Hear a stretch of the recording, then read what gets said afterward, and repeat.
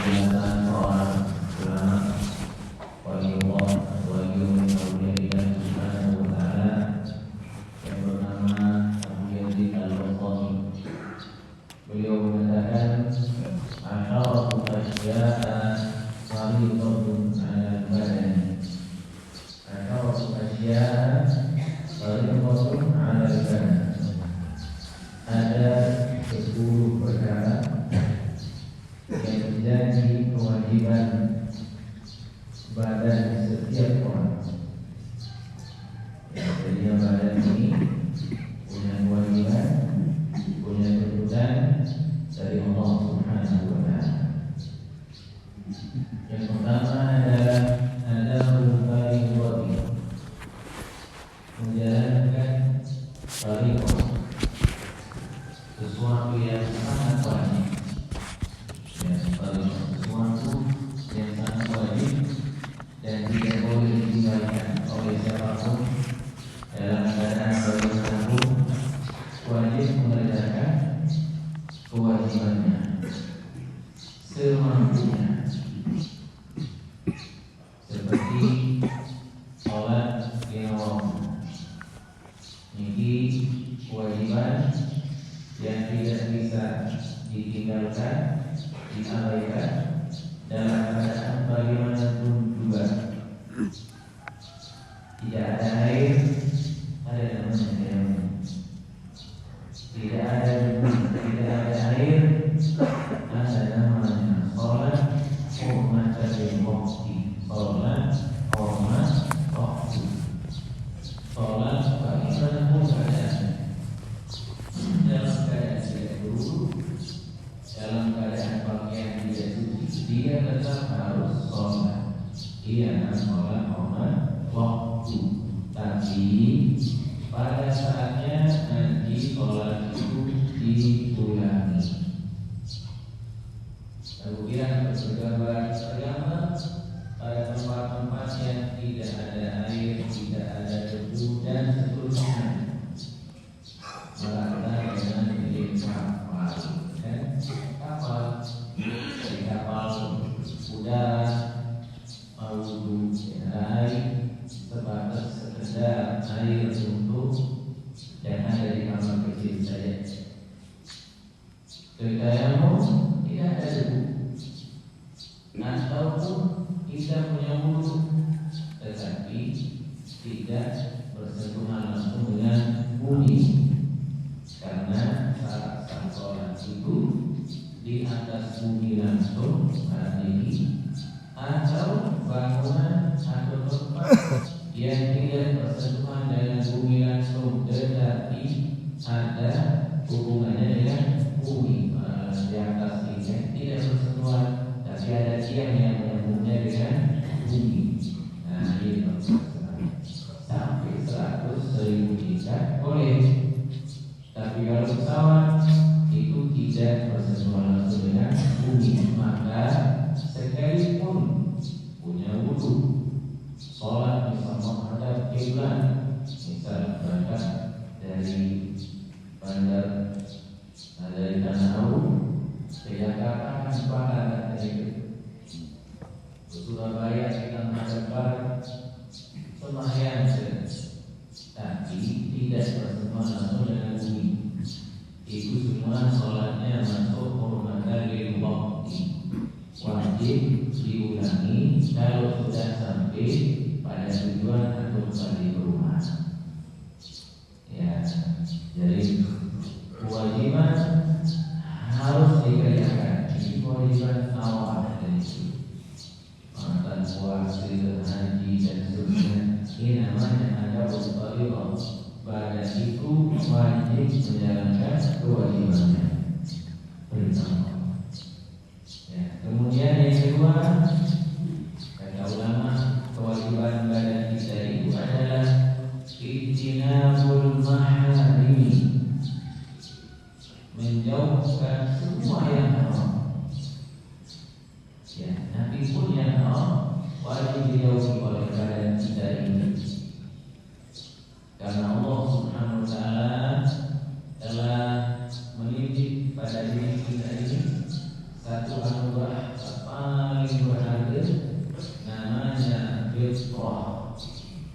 Ya, fitrah. Fitrah itu apa? Fitrah itu adalah kesucian, kebersihan. Jelas oleh Nabi, setiap anak yang lahir di atas muka bumi ini, mau anak siapa saja, maka lahirlah anak itu dengan fitrahnya, kesuciannya, tanpa dosa, tanpa noda, putih, bersih, jernih. Itu namanya fitrah. Dan inilah amanah Allah pertama kali pada diri kita. Amanah Allah pada diri kita. Bisa kita lahir, Allah Subhanahu wa ta'ala memberikan kita amanah. Wahai hambaku, amanahku yang pertama kali kepadamu di atas bumi ini yang wajib kau jaga adalah fitrah ini. Jika engkau menghadap kembali kepadaku seperti kamu lahir, maka balasannya adalah surga Allah. Karena yang maksud surga adalah orang yang bersih dari dosa dan maksiat, bersih juga hatinya. Ya, ila man Allah bi qalbin salim, yang selamat menghadap pada Allah itu orang-orang yang salim, selamat bersih dari dosa maksiat, baik badannya ataupun juga hatinya. Nah, dari itulah sebabnya kewajiban pada kita ini adalah menjauhi larangan Allah. Dalam larangan ini, dalam rangka menjaga kesucian yang Allah amanahkan kepada kita. Ketika kita lahir, amanah itu adalah fitrah. Yang kedua, katanya, ketika manusia lahir, Allah Subhanahu wa ta'ala memberi amanah pada diri manusia. Apa itu? Kehormatannya sebagai manusia. Oleh karena itu, wajib setiap orang menjaga kehormatannya sebagai manusia. Jangan dimodai. Jangan sama dengan binatang. Tidak boleh sama dengan makhluk yang hina. Tidak boleh sama dengan makhluk tercela. Tidak boleh sama dengan makhluk yang bebas. Ya, amanah Allah. Jadi manusia harus tetap menjadi manusia terhormat. Nah, yang paling banyak merusak kehormatan manusia sebagai manusia adalah hubungan manusia dalam kondisi bebas. Ya, itulah sebabnya katanya ketika Allah mewujudkan kita, kalau kita lahir di atas bumi ini, amanah Allah pada diri manusia setelah fitrah itu adalah kehormatan yang atau kemaluannya. Ya, di sana katanya ada pesan khusus Allah, jika itu kau jaga, maka kau akan selamat. Jika tidak dijaga, maka tidak selamat. Makanya jalan hidup bersih adalah menjaga kehormatan. Orang yang tidak menjaga kehormatannya, kemaluannya, itulah orang yang menempuh jalan hidup yang paling jelek, paling hina. Dalam Al-Quran, wasa'a sabila, itulah sejelek-jelek jalan hidup. Disinilah beda mana manusia, mana binatang, mana hewan, mana yang tidak terhormat, mana yang tidak terakan. Dan ternyata ketika seorang hamba menjauhi larangan Allah, itu artinya pertama dia jaga fitrahnya. Yang kedua, dia jaga kehormatannya. Yang ketiga, dia menjaga akal sehatnya. Kenapa yang haram itu Allah haramkan? Kenapa sesuatu yang Diharamkan itu jelas-jelas disebut dalam Al-Quran. Apa ini? Karena ada apa di dalam semuanya? Oh, ternyata yang Rasulullah setiap apa saja yang haram dari diri manusia atau pada diri manusia, ternyata itu adalah untuk menjaga 5 perkara yang paling berharga dalam hidup. Kemudian yang haram, oh ternyata dalam rangka menjaga 5 hal. Yang pertama adalah menjaga ad-din, agama. Yang kedua menjaga apa? Menjaga akal, agama. Hifdzul din, hifdzul aql. Yang ketiga adalah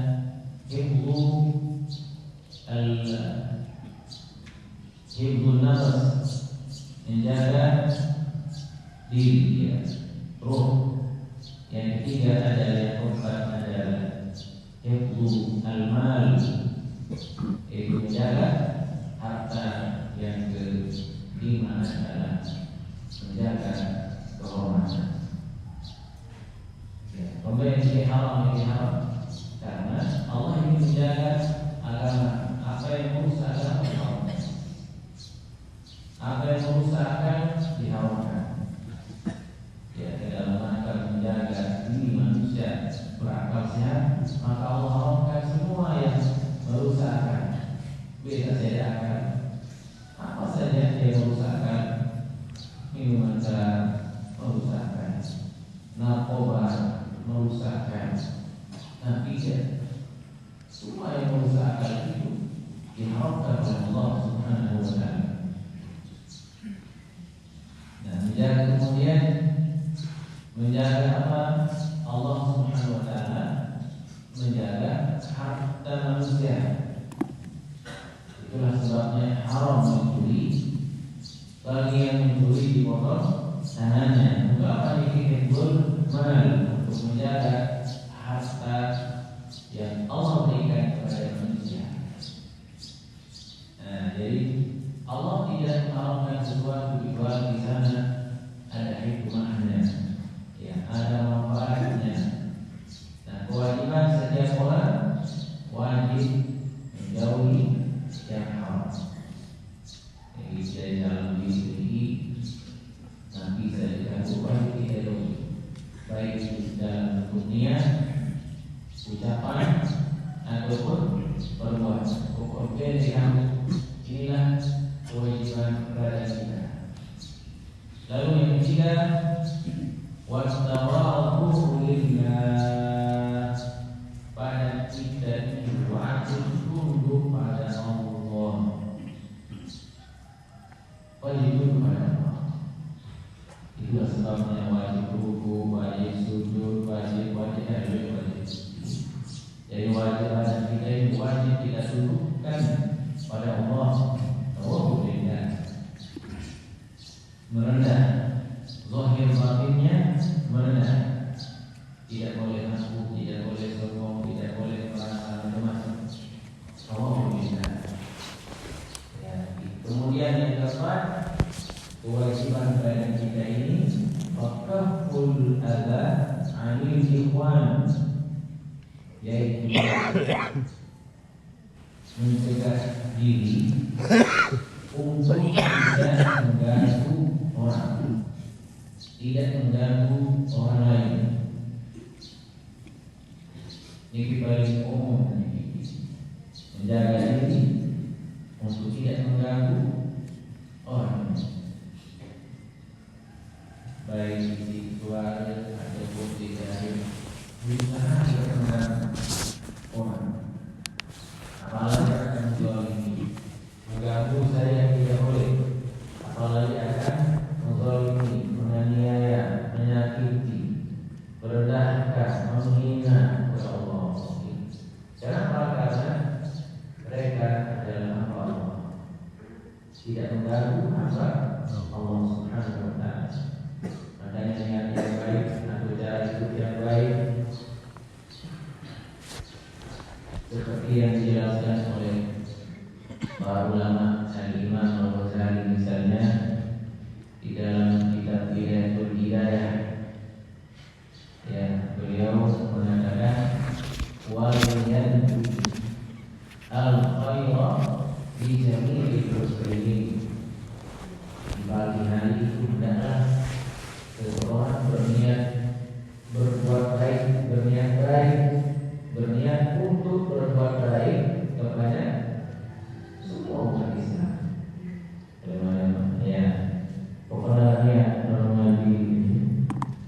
berangan untuk berbuat baik kepada orang beriman, orang Islam di mana saja, tanpa ada niat-niat yang dia niat sholat.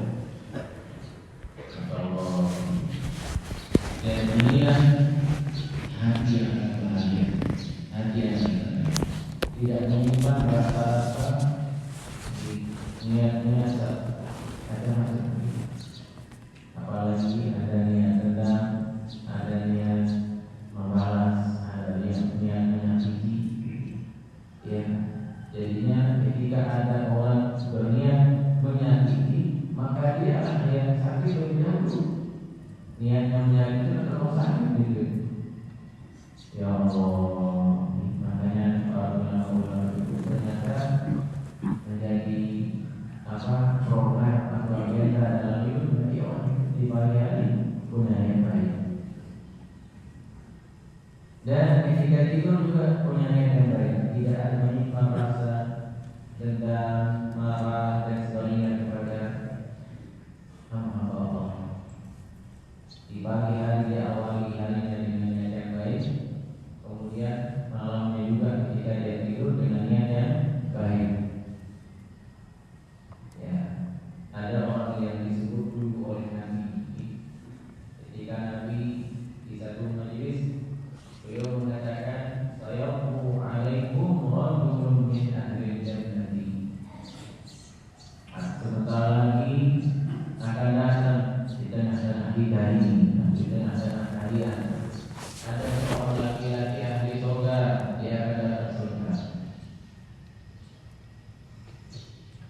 Perhatian si para sahabat. Datanglah seorang laki-laki paling mulia datang untukku. Para sahabat menoleh pada saat saya atau mungkin datang kemudian balik yang dimaksud oleh Nabi.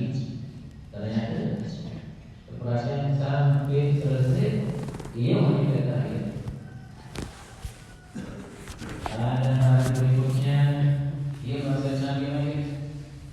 Sebentar lagi akan datang di tengah-tengah kalian orang Nabi yang berdoa. Karena disebut dengan Nabi sebut berarti karena itu yang Tuhan hawa in huwa illa wahyun yuha. Apa yang diucapkan oleh Nabi dari Allah, Nabi tidak mengatakan pikiran. Jadi yang disampaikan oleh Nabi itu semua dari Allah Subhanahu wa taala. Nah, pada hari berikutnya mari baca Nabi Muhammad. Diperhatikan ternyata orang yang sama ya. Dia banget. Akhirnya ada beberapa sahabat yang memastikan beliau penasaran terus mundur mudik besok pagi. Ternyata rumahnya cukup jauh. Bertamulah dua sahabat ini dan minta izin bertamu 3 hari. Dari semonek-monek dengan bertemu engkah dulu jelur sejelur dua jelur telu jelur ya kan dari temui lama jelur keempat yang kan dari temui. Jadi yang selama orang bertamu 3 hari lalu kagum sampai 10 jelur sebulan asalkan sohibul baik itu siap tidak ada masalah bagus. Tapi kewajibannya sampai 3 hari. Ada 4 hari, 6 hari dan seterusnya itu adalah kebaikan kehidupan dan rumah. Bagus.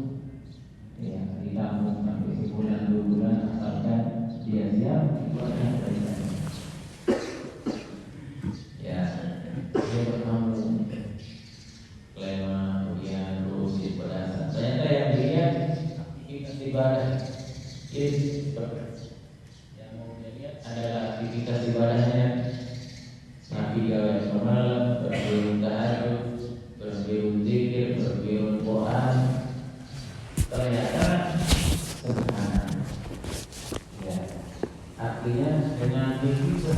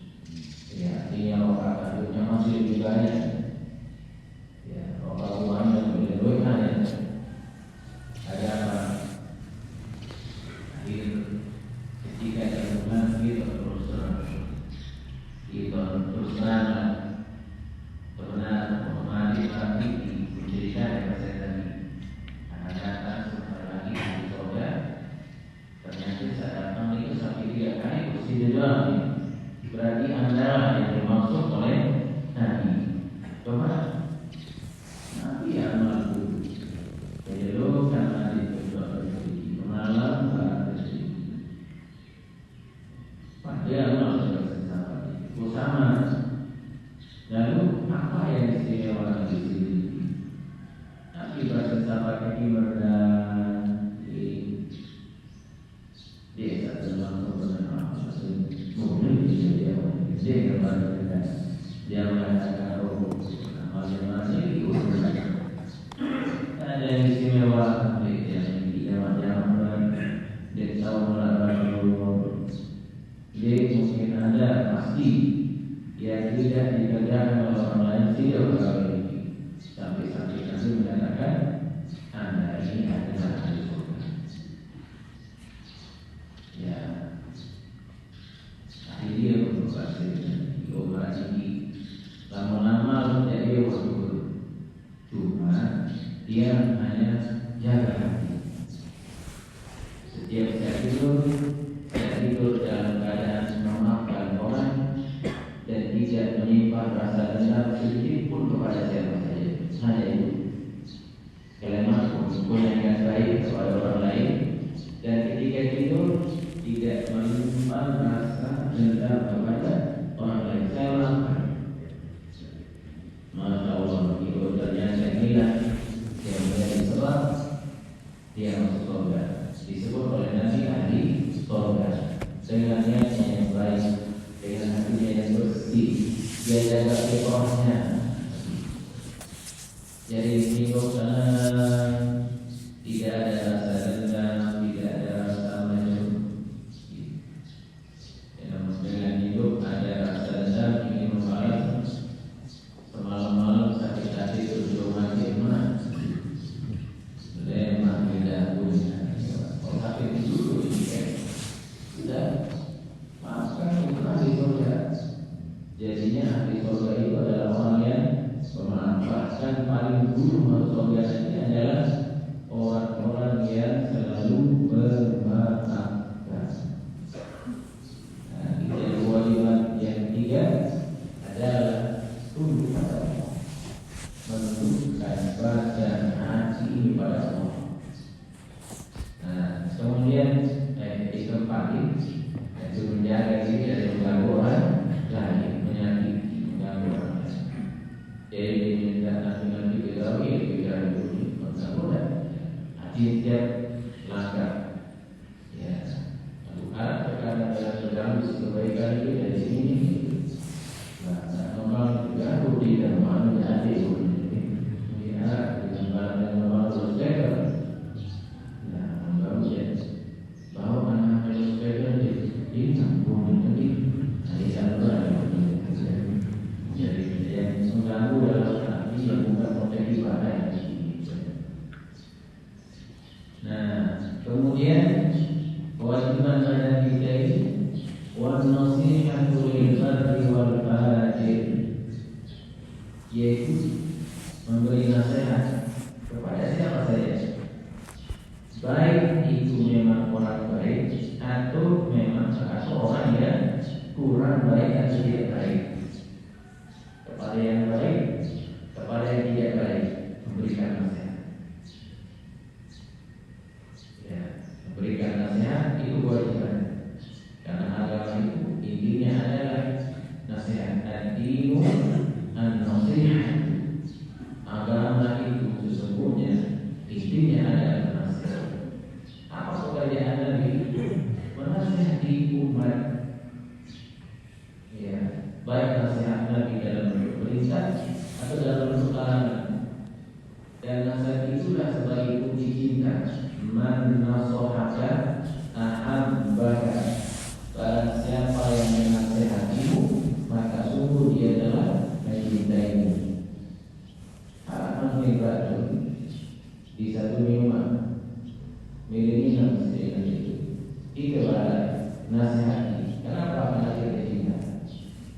Lebih bahaya dari racun itu adalah maksiat, dosa, larangan Allah. Racun itu hanya sebatas membahayakan badan, tetapi maksiat membahayakan iman. Maka itulah yang menjadi sebab orang masuk neraka. Nah, jadi boleh berikan nasihat, baik itu secara umum ataupun secara khusus, mungkin secara pribadi atau mungkin secara umum dalam bentuk pengajian atau bentuk masjid dua, Dan ketika kita memberikan nasihat yang sifatnya teguran, kata Imam Syafi'i, seharusnya kita nasihati berdua di tempat yang tidak diketahui oleh orang. Agar apa? Agar tidak menjadi aib. Nah, semua yang bermain ini dua-dua yang aku dikisahkan yang beringat kemarin. Okey dua, tidak dengan dua. Kalau kita menasihati orang di depan orang, itu artinya membongkar aibnya.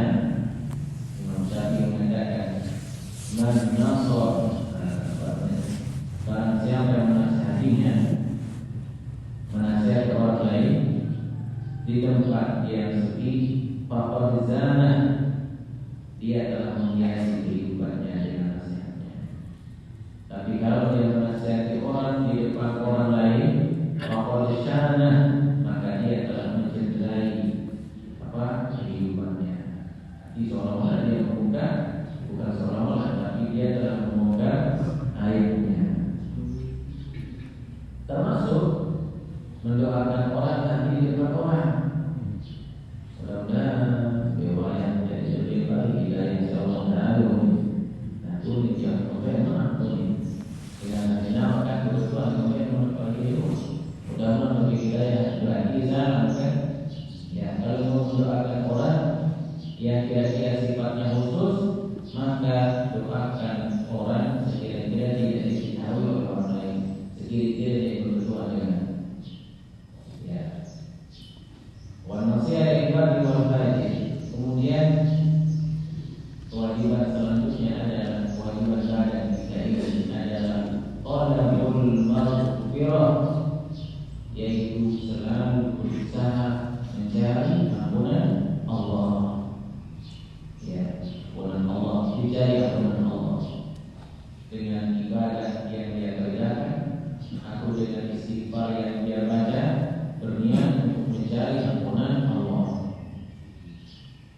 Ya, pintu-pintu ampunan Allah begitu banyak. Wudu, ampunan Allah. Salat, ampunan Allah. Berjalan ke masjid, juga ampunan Allah. Duduk di majelis ilmu, ampunan Allah. Salat malam, ampunan Allah. Bersedekah, ampunan Allah. Jadi berniat lewat amal-amal yang kita kerjakan untuk meraih ampunan Allah. Ya, termasuk secara khusus meraih ampunan Allah itu dengan cara bertaubat. Taubat dengan syaratnya dan di dalam hidup ini yang dimuliakan Allah, kita terkadang, bukan terkadang, bahkan sering kita tidak tahu di mana kesalahan kita. Bahkan ini yang paling banyak, ya, kita tidak tahu di mana kesalahan kita kepada Allah. Jangan tiba di sisi Allah, tiba sesama hamba baik. Kalau dia tahu diri kita, terkadang kita tidak sadar, kita tidak tahu telah mengucapkan sesuatu yang bagi diri kita benar, sementara bagi orang lain salah. Ya Allah, kan? Apalagi kepada Allah Subhanahu wa Ta'ala. Maka seharusnya setiap hamba itu menjadikan harinya, malamnya adalah malam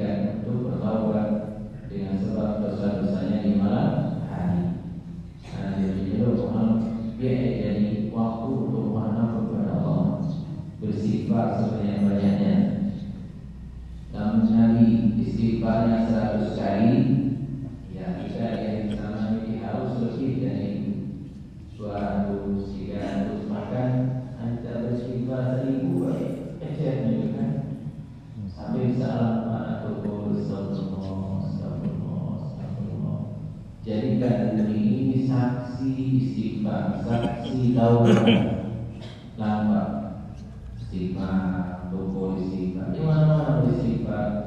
Nanti bumi itu akan datang menjadi saksi kepada Allah, ya Allah, bahwa hamba-Mu bulan demi bulan dia berjalan dulu di atas istighfar. Tanah ini kalau saling bertuhan bilang dulu, saling bertuhan bilang dulu, turun tanah bagi turun itu bertuhan berurus saya yang lebih ada di hewan dengan soleh dengan istighfar isi dulu satu dulu ini. Oh alhamdulillah ada alam dulu istighfar, ada alam dulu baca salawat. Dan itu orang yang sampai turun dengan apa istighfar ini. Yo ini bumi dengan orang itu ternyata masya Allah dengan itu mohon bapak kemudian ada istighfar sedikit. Jadi itu satu-satu. Yang orang ini saya coba ada sedikit yang masya Allah salam Pak Isi dengan hati. Kita salam Pak Isi jangan lupa ternyata sedih dalam kita dilalui oleh orang-orang yang lupa, apalagi sekedar lupa dengan amalan kita dengan hati hati. Sehingga jalan itu sudah berjanji nanti saya akan sampaikan kepada Allah ini semua. Saya ambil saja dari Allah. Oh bulan yang orang-orang yang lupa, orang-orang yang maksiat, itulah jauh mengakhiri Tuhan itu amal. Ya Allah, sebelum turun berkata, baca istighfar, baca salawat, jadikan jalan itu saksi baik di hadapan Allah Subhanahu wa Ta'ala. Jadi tanah dengan tanah mereka saling bertuhan. Ya, kali ini juga saling bertuhan, malah disebutkan misalkan, tapi Tuhan, alhamdulillah, tidak berbeda ada yang mana. Tanya satu bertanya pada temannya, Subhanallah, makanya dijadikan bumi ini menjadi tempat kita talabul maghfirah, mencari ampunan Allah Subhanahu wa Ta'ala. Harinya jadi saksi, malamnya jadi saksi, tanah jadi saksi, semua manusia juga menjadi saksi untuk kita kepada Allah. Ya. Kemudian tugas pada kita yang berikutnya nomor 3 ya. Talabu mawqatillahi fi jami'i umurihi. Kewajiban pada kita ini kita gunakan semuanya untuk mencari ridha Allah. Alhamdulillah al-habib. Belum katakan apa yang kita hasilkan dari lisan kita, apa yang kita hasilkan dari mata kita, apa yang kita hasilkan dari telinga kita, dari hati kita, apa yang kita hasilkan?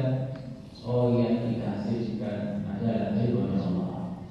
Memandang sesuatu agar dapat ridha Allah, mendengar sesuatu agar dapat ridha Allah. Maka gunakan anggota badan ini bahasa beliau untuk meraih ridha Allah. Nah ini dia kalau lama saat itu di sana ada Allah. Makanya Nabi Abdullah bin Al-Haddad beliau jika aku ingin berjalan ke satu tempat hanya di sini kira-kira ada ridha Allah atau tidak? Ya, kira-kira di sana ada ridha Allah. Lalu alhamdulillah jangan. Itu menjadi pertanyaan Allah yang tidak bisa kita jawab nanti. Jadi tidak terlambat dokumen bahasa beliau kecuali kita sudah siapkan jawabannya kalau kita ditanya oleh Allah. Kenapa kau sana? Kenapa kau langkahkan kaki satu langkah dua langkah? Kita sudah punya jawaban dari Allah. Jangan lupa diberi dengan ya Allah. Untuk ini ya Allah. Untuk ini ya Allah. Makanya orang-orang dulu tidak bebas mengangkat kaki. Kita mengambil Islam kan guru tak sempat mikir mana ke. Oh lama ini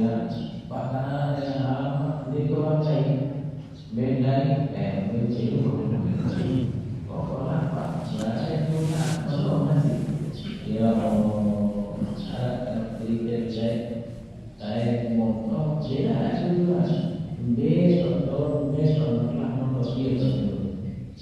dan duduk bawa ini muka jadi motor ayo motor dia motor saya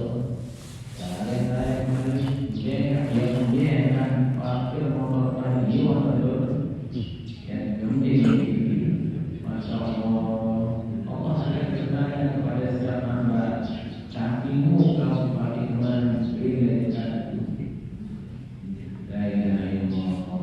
Adakah ilmu Allah dalam makna ini? Sehingga beda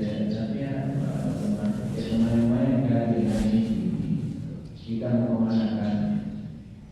Jadi seharusnya keadaan yang Allah berikan secara sempurna kepada kita itu fokus kita kerjakan, kita yang kita cari adalah ilmunya Allah. Pinjami umur dalam setiap urusannya apa dan urusan dari Allah. Ya, nah kemudian yang berikutnya adalah diri watarkul ghadabi wal kibri wal baghi, yaitu menghindari diri dari pertama al-ghadab, emosi. Yang kedua adalah wal kibri, takabur, wal baghi, dan zalim. Ya, setiap hamba harus menjaga dirinya dari jiwa emosi, kemudian dari jiwa takabur, dari niat untuk zalim kepada orang lain, zalim, menjaga hal yang tidak baik. Jadi doa maknanya membersihkan badan hatinya dari keyakinan. Ya, dari dalam hidup ini yang sering muncul dalam diri kita ada jiwa emosi ini. Ya, ada satu dari orang soleh yang kita dengar guru, beliau cerita bahwa beliau itu dulu tak bisa di pokok dengan sekian ini tidak. Yang teolog sebutnya jadi tidak kayak beda. Pokoknya ini langsung musana kan? Masya Allah. Itu penyakit. Ya, penyakit cepat emosi, tarik tensi dan sebagainya. Ini penyakit berat dalam ya. Nah, kalau dengan dia terus kurang-kurang langsung. Apa saya itu? Lalu saya amalkan sholat tasbih. Saya minta kepada Allah agar Allah menundukkan hati agar jiwa emosi itu hilang sedikit demi sedikit agar kita bisa merendah kepada orang lain. Ya, tidak cepat emosi agar Allah mengganti emosi itu dengan jiwa sabar. Ternyata dengan sholat tasbih ini adalah hilang sedikit ternyata sampai hilang. Masya Allah, tidak ini salah satu faedah sholat sunnah tasbih. Ya, jadi faedah boleh itu karena dalam sholat sunnah tasbih itu yang diperbanyak adalah al-baqiyatus shalihat. Itu subhanallah walhamdulillah wa la ilaha illallah wallahu akbar wa la haula wa la quwwata. Apa kata al-imam Abu Hasan ini? Idza aradta alla yasda qalbuka, jika engkau ingin hatimu tidak berkarat, hati bersih, dan jika engkau ingin dosamu diampuni oleh Allah, maka perbanyaklah membaca subhanallah walhamdulillah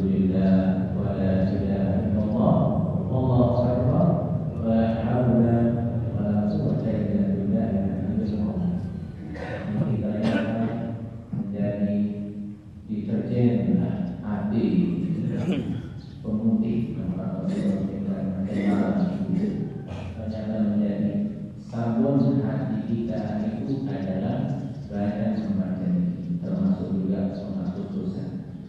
Disinilah keistimewaan sholat sunat tasbih bisa menundukkan hati yang punya jiwa emosi tinggi menjadi lebih sabar. Nah, itu kewajiban pada kita. Kemudian yang ke-9 adalah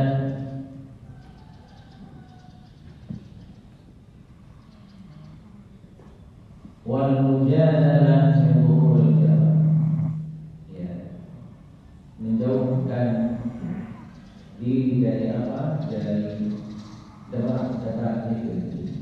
Debat bertengkar, berdebat yang tidak punya dasar, yang tidak punya nilai, debat emosi. Ya, sering terkadang di dalam rapat-rapat debat lain. Masya Allah, ya dalam debat normal dengan aturan-aturan satu lalu suara-suara yang tidak baik. Jadi debat itu sesungguhnya dihindari, ya, hindari. Apalagi yang berujung pada perkara lain, ya Allah. Dan bisa awalnya diketahui sama Allah, tapi ternyata ilmu itu diangkat oleh Allah Subhanahu wa ta'ala. Sehingga dirahasiakan. Apa sebabnya? Karena ada sahabat yang memperdebatkan waktunya. Dia akan berkata, kapan dia berbatas? Tetap ada, cuma Allah rahasiakan, serahasia-rahasia. Ya, jadi debat-debat itu memang Masya Allah. Dalam debat lain dari awal ya teman-teman para ulama dahulu, debat yang ikhlas. Kenapa? Karena debat dulu untuk melahirkan kebenaran. Lalu lagi debat akhir zaman untuk melahirkan nanti kemenangan. Ya, apa kata Imam Syafi'i? Majadalku ahadan illa wa tamanaitu ayyuhirallahu haqqa ala yadayhi. Saya tidak pernah berdiskusi, berdebat dengan seorang ahli ilmu kecuali niat saya agar Allah menampakkan kebenaran itu pada dirinya. Karena yang bisa biasa benar dalam ilmu bukan saya. Tapi ternyata tidak pernah terjadi dengan Imam Syafi'i. Artinya selalu Imam Syafi'i yang nampak kebenarannya dalam setiap diskusi dan debat yang terjadi. Iya, Imam Syafi'i dia kuat berdebat, berdiskusi. Kasih saya pun tentang hukum, kecuali saya berdoa dan berniat mudah-mudahan kebenaran itu ada pada dia.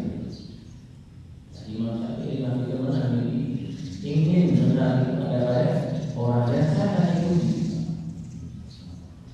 Masya Allah, si ikhlas dalam mulai berdebat. Pernah Imam Syafi'i berdebat dengan seorang ulama.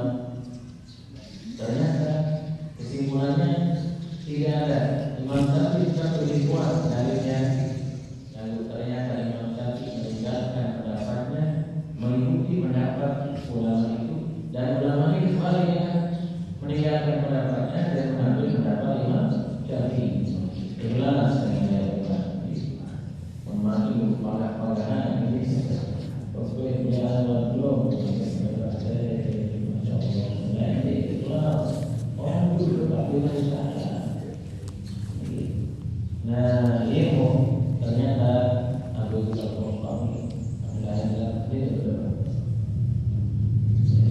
itu wajib.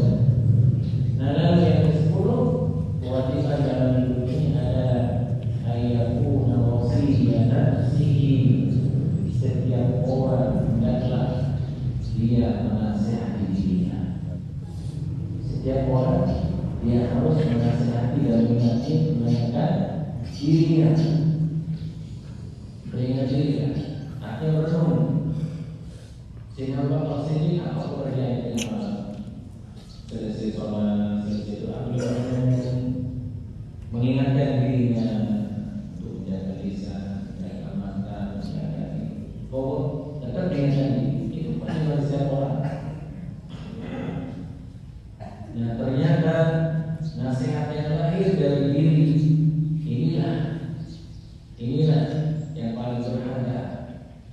Inilah anugerah Allah yang paling berharga bagi diri. Ketika Allah telah menaruh wahid di qalbi, pengingat dalam hati. Ya, dengan merenung muhasabah, ya, ingat diri, hidup ini itu apa yang dikerjakan sebenarnya. Ya, di sana lahir kesadaran untuk lebih taat, lebih rajin, lebih bersemangat beribadah. Ya, inilah yang disebut oleh Imam Syafi'i Al-Ghazali 10 kewajiban kita dalam hidup. Ya, mudah-mudahan bisa kita amalkan, bisa kita amalkan. Mudah-mudahan kita ini dengan fikih lanjutan waktu sholat yang terlarang dengan bentuk-bentuk sholat sunnah. Ya, sholat sunnah dengan macam-macamnya. Ada sholat sunnah yang punya waktu, punya sebab dan tidak punya sebab.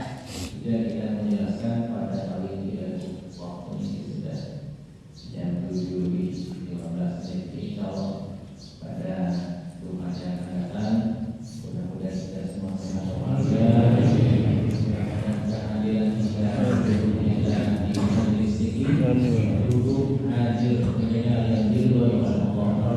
Mudah-mudahan Allah memberikan kita semua ilmu yang barokah, ilmu yang bermanfaat, ilmu yang menambah semangat ibadah, ilmu yang menjadikan kita semua lebih cinta pada Allah, pada Nabi, dan mudah-mudahan hidup kita istiqomah dalam hidayah Allah, dalam taufiknya Allah, dalam taat pada Allah, dan mudah-mudahan kita semua diberikan kesempatan yang lebih panjang oleh Allah di bumi ini untuk beribadah dengan baik, untuk kita di kehidupan akhirat yang abadi yang kekal selama-lamanya.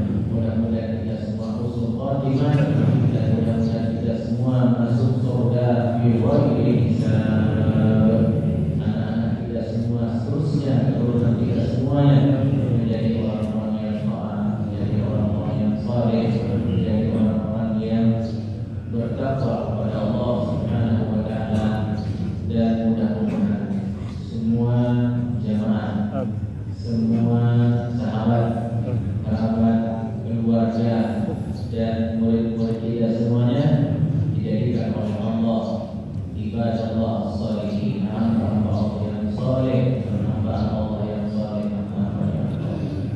Mudah-mudahan hajat kita semua yang baik di dunia ini ataupun di akhirat nanti dikabulkan oleh Allah Subhanahu wa taala. Mudah-mudahan semua kita yang hadir pada pagi hari ini Allah mudahkan untuk bisa berhaji, amin, bisa menziarahi Nabi Muhammad sallallahu alaihi wasallam, amin, ya rabbal alamin. Rabbana qala bima 'allamtana rabbi 'allimna alladhi yanfa'una rabbi faqina wa faqina wa qarabatil lana fi dinina ma'a ahli qudri usta wa zakah rabbi waqina wa waqi'um bima taqdi qawlan wa fi'lan karama warzuqil kulla hadalan daima wa akhilla asfiya ulama ana qabil hayri wa nuqa kulla syar rabbana aslir lana kulla syur wa hadir wa birridha bika